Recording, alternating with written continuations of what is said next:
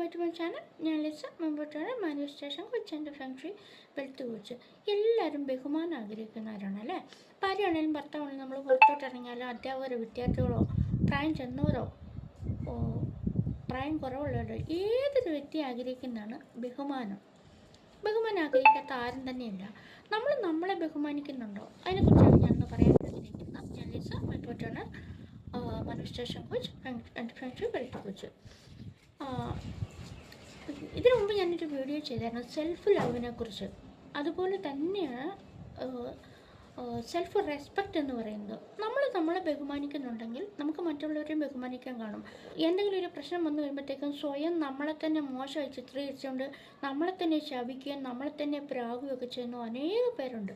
ഒരിക്കലും അങ്ങനെ ചെയ്യാൻ പാടില്ല എന്നാണ് എനിക്ക് നിങ്ങളോട് പറയാനുള്ളത്. കാരണം നമ്മുടെ ചിന്തകൾ ഓരോന്നും, നമ്മുടെ വാക്കുകളും പ്രവൃത്തികളും എല്ലാം നമ്മളിലേക്ക് തന്നെയാണ് വന്ന് സ്റ്റോറാകുന്നത്. നമ്മുടെ സബ് കോൺഷ്യസ് മൈൻഡിലേക്കാണ് വന്നത് സ്റ്റോറാകുന്നത്. പിന്നീട് അത് തന്നെ നമ്മളിലേക്ക് തിരിച്ചു വരികയും ചെയ്യും. അതുകൊണ്ട് ഒരിക്കലും അങ്ങനത്തെ നമ്മളെ ബഹുമാനിക്കാതെ നമ്മൾ ഒരിക്കലും അങ്ങനെ ഇരിക്കരുത്. നമ്മളെ ബഹുമാനിച്ചു കഴിഞ്ഞാൽ നമുക്ക് മറ്റു വ്യക്തികളെയും ബഹുമാനിക്കാൻ സാധിക്കുകയുള്ളൂ. അപ്പം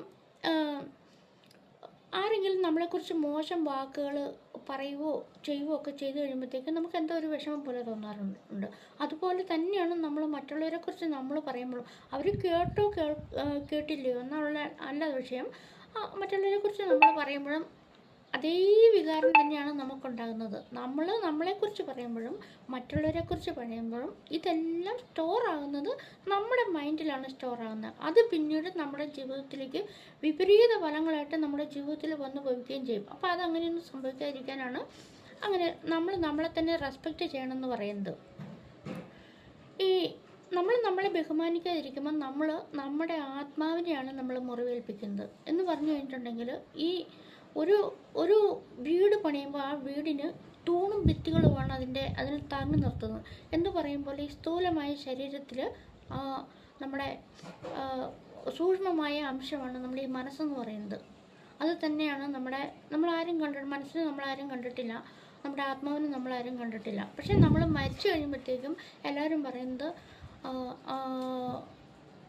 ആത്മാവ് വേർപിരിഞ്ഞു പോയെന്നാണ് പറയുന്നത്. മനസ്സ് വേർപിരിഞ്ഞു പോയെന്നല്ല പറയുന്നത്. അപ്പോൾ ആത്മാവ് എന്ന് പറയുന്നതാണ് നമ്മുടെ ദൈവത്തിൻ്റെ ഒരു അംശമാണ്, ദൈവിക അംശമാണത്.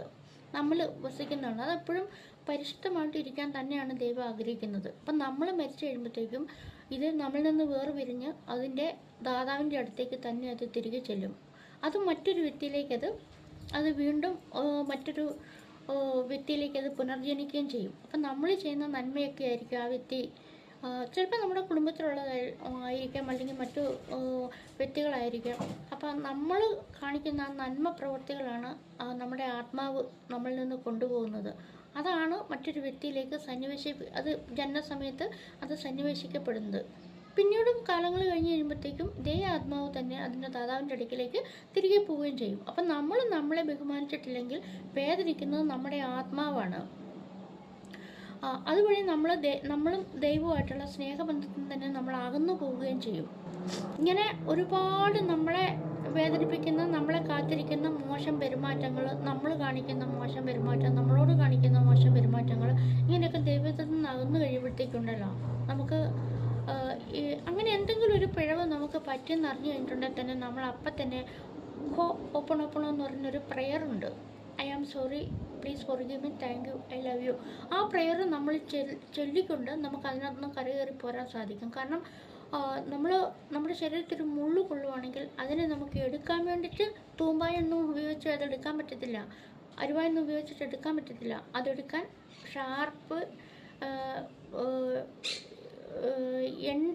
ഷാർപ്പൻഡ് ആയിട്ടുള്ള ഒരു എഡ്ജ് ഉള്ള അതേ സൂചി കൊണ്ട് തന്നെ നമുക്ക് അതിനെ എടുക്കാൻ പറ്റുള്ളൂ. അതുപോലെ തന്നെയാണ് നമുക്കൊരു നെഗറ്റീവ് ചിന്തകൾ വന്നിട്ടുണ്ടെങ്കിൽ അതിൽ നിന്ന് ഓവർകം ചെയ്ത് പോരാൻ വേണ്ടിയിട്ട് നമുക്ക് നമ്മുടെ പോസിറ്റീവ് ചിന്തകൾ തന്നെ നമുക്ക് ഉപയോഗിച്ച് അതിനകത്ത് പോസിറ്റീവ് ചെയ്ത് പോരാൻ സാധിക്കുകയുള്ളൂ. അപ്പം നമുക്കങ്ങനെ എന്തെങ്കിലും നമ്മളോട് ഒരു ബഹുമാനക്കുറവോ അല്ലെങ്കിൽ മറ്റുള്ളവരോട് ഒരു ബഹുമാനം ഇല്ലാതെ സംസാരിക്കുകയൊക്കെ ചെയ്ത് കഴിയുമ്പോഴത്തേക്കും നമ്മൾ പെട്ടെന്ന് തന്നെ അതിൽ നിന്ന് കരകയറി പോരാൻ വേണ്ടിയിട്ട് നമ്മൾ ഈ ഹോപ്പൺ പ്രെയർ നമുക്ക് ഉപയോഗിക്കാവുന്നതാണ്. അതിനെക്കുറിച്ച് ഞാൻ പിന്നീടൊരു ഹോപ്പൺ എങ്ങനെയാണ് അത് ചെയ്യേണ്ടത്, എന്തിനൊക്കെ വേണ്ടി ചെയ്യാം എന്നൊക്കെ ഉള്ളൊരു വീഡിയോ ഞാൻ പിന്നീട് ചെയ്യുന്നതാണ്.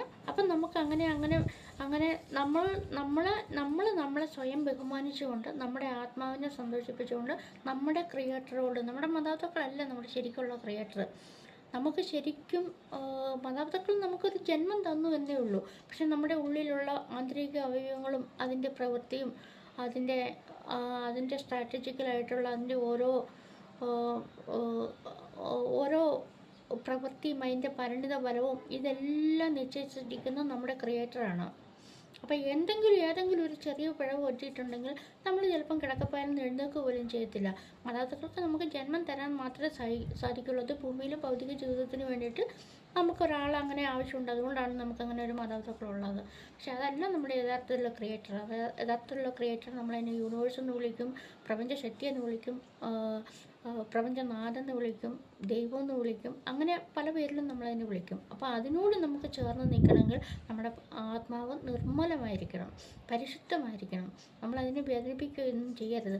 മറ്റുള്ളവർക്ക് വേണ്ടിയിട്ടോ നമുക്കൊരു ജോലി കിട്ടിയില്ല, അല്ലെങ്കിൽ നമ്മൾ വിഷമിച്ചിരിക്കുന്ന അവസ്ഥയിൽ ആദ്യം നമ്മൾ നശിച്ച ജീവിതം, നാശം പിടിച്ച ജന്മം, ഞാൻ എന്തിനെങ്ങനെ ജീവിച്ചിരിക്കുന്നു, ഇങ്ങനെയൊക്കെ നമ്മൾ പറഞ്ഞ് നമ്മുടെ ആ ക്രിയേറ്ററിനെയും നമ്മുടെ കൂടെ നമ്മൾ മരിക്കുന്നത് വരെ പല കാര്യങ്ങളിലും നമ്മളെ സഹായിച്ച് നമ്മുടെ കൂടെ നിൽക്കുന്ന നമ്മുടെ ആ സോളിനെയാണ് നമ്മൾ വേദനിപ്പിക്കുന്നത്. അതിനാണ് നമ്മൾ ബഹുമാനം കൊടുക്കേണ്ടത്. അതിനൊരു ബഹുമാനം നമ്മൾ കൊടുത്തു കഴിഞ്ഞാൽ മറ്റുള്ളവർക്ക് നമുക്ക് ബഹുമാനം കൊടുക്കാൻ സാധിക്കും എന്നുള്ളതാണ്. അപ്പോൾ നമ്മളെപ്പോഴും നമ്മൾ ഉറങ്ങിക്കിടക്കുന്ന അതിന് ഉദാഹരണം നിങ്ങൾ പലരും വിചാരിക്കുമായിരിക്കും അങ്ങനെ സോളുണ്ടോ എന്നൊക്കെ വിചാരിക്കുമായിരിക്കും. വെറുതെ കേട്ടുകേൾവിയല്ലോ. ഒരിക്കലും അങ്ങനെ നമ്മൾ ചിന്തിക്കരുത്. കാരണം അത് ഉണ്ടെന്നുള്ളതിൻ്റെ ഉദാഹരണവും തെളിവുകളുമാണ്. നമ്മളിപ്പോൾ ഒരു ബെഞ്ചിൽ കിടന്ന് ഉറങ്ങുകയാണ്. നമ്മൾ വീഴാൻ ചെറിയ ഒരാൾക്ക് കഷ്ടി കിടക്കാൻ പറ്റുന്ന ഒരു ബെഞ്ചിൽ നമ്മൾ കിടക്കുമ്പോൾ നമ്മളൊന്ന് വീഴാൻ തുടങ്ങുമ്പം ആരോ നമ്മളെ പെട്ടെന്ന് ഞെട്ടി ഉണർന്ന് നമ്മൾ വീഴാതിരിക്കാൻ നമ്മളെ താങ്ങി പിടിക്കുന്ന ആരാണ്? അതാണ് നമ്മുടെ സോള്, അതാണ് നമ്മുടെ ആത്മാവ്, അതാണ് ദൈവമായിട്ട് ഇൻട്രാക്ഷൻ എപ്പോഴും ഉള്ളത്. അപ്പോൾ അങ്ങനെ ഒരു ആളുണ്ട്, അത് നമ്മുടെ സോളാണ്. നമ്മളതിനെ സബ്കോൺഷ്യസ് മൈൻഡെന്നും സോളെന്നും ആത്മാവെന്നും എല്ലാം വിളിക്കും. അപ്പോൾ അതിന് നമ്മൾ വേണ്ട ബഹുമാനം കൊടുത്തുകൊണ്ട് അതിനോട് ആലോചന ചോദിച്ചുകൊണ്ട് നമ്മുടെ കാര്യങ്ങൾ മുന്നോട്ട് നീക്കുകയാണെങ്കിൽ നമുക്ക് തീർച്ചയായിട്ടും നമുക്ക് ജീവിതത്തിൽ വിജയിക്കാൻ പറ്റുന്നതാണ്. കാരണം 100 ആൾക്കാരോട് ചോദിക്കഴിഞ്ഞും സ്വന്തം മനസ്സാക്ഷിയോട് ചോദിച്ച, മനസ്സാക്ഷി എന്ന് പറയുന്നത് നമ്മുടെ മനസ്സ്, നമ്മുടെ ആത്മാവ്, അതിനോട് ചോദിച്ചാൽ അത് കൃത്യമായിട്ടുള്ള കാര്യം നമുക്ക് പറഞ്ഞു തരും. അതുപോലെ നമ്മൾ എവിടെയെങ്കിലും പോകാൻ വേണ്ടി വെളുപ്പിന് ഒക്കെ എണീക്കണമെന്നുണ്ടെങ്കിൽ നമ്മൾ അലാറമൊക്കെ വെച്ച് കിടക്കുന്നതിന് ഒരു 5-10 മിനിറ്റ് മുമ്പ് നമ്മുടെ സോൾ നമ്മളെ എണീപ്പിച്ചിരിക്കും എന്നുള്ളതാണ്. അതാണ് നമ്മുടെ സോള്. നമ്മളറിയാതെ നമ്മുടെ എല്ലാ കാര്യങ്ങൾക്കും വേണ്ടിയിട്ട് നമ്മളിപ്പോൾ ചിലപ്പം എവിടെയെങ്കിലുമൊക്കെ പോകാൻ വേണ്ടി നിൽക്കുകയാണ്, വഴി അറിയാതെ അങ്ങോട്ട് പോകണം ഇങ്ങോട്ട് പോകണം എന്ന് തരുമ്പോൾ നമ്മുടെ ഉള്ളിൽ നിന്ന് ആരോ പറയും ഇടത്തോട്ടാണോ വലത്തോട്ടാണോ പോകണം, അത് പറഞ്ഞു തരും. പക്ഷെ അത് കേൾക്കാൻ നമ്മൾ തെറ്റായ വഴിയിലേക്ക് പോയി തിരിച്ചു വരേണ്ട അവസ്ഥയൊക്കെ ഉണ്ട്. അപ്പോൾ അതാണ് നമ്മുടെ സോൾ. അപ്പോൾ അതിന് നമ്മൾ ബഹുമാനം കൊടുത്തിട്ടുണ്ടെങ്കിൽ തീർച്ചയായിട്ടും നമ്മുടെ ജീവിതത്തിൽ വിജയിക്കാൻ വേണ്ടി നമുക്ക് സാധിക്കും. അപ്പോൾ എല്ലാവർക്കും നല്ലൊരു ദിവസം ആശംസിക്കുന്നു. അറിവെന്ന് പറയുന്നത് പ്രകാശമാണ്. പ്രകാശം അന്ധകാരത്തിൻ്റെ അറിവില്ലായ്മയുടെ അന്ധകാരം എപ്പോഴും നമ്മുടെ ഹൃദയങ്ങളിൽ നിന്ന് മാറ്റിക്കളയും. അപ്പോൾ അതൊക്കെ നിങ്ങൾ ജീവിതത്തിൽ ഒന്ന് ചെറിയ കാര്യങ്ങളൊക്കെ ഒന്ന് പ്രാക്ടീസ് ചെയ്ത് നോക്കുക.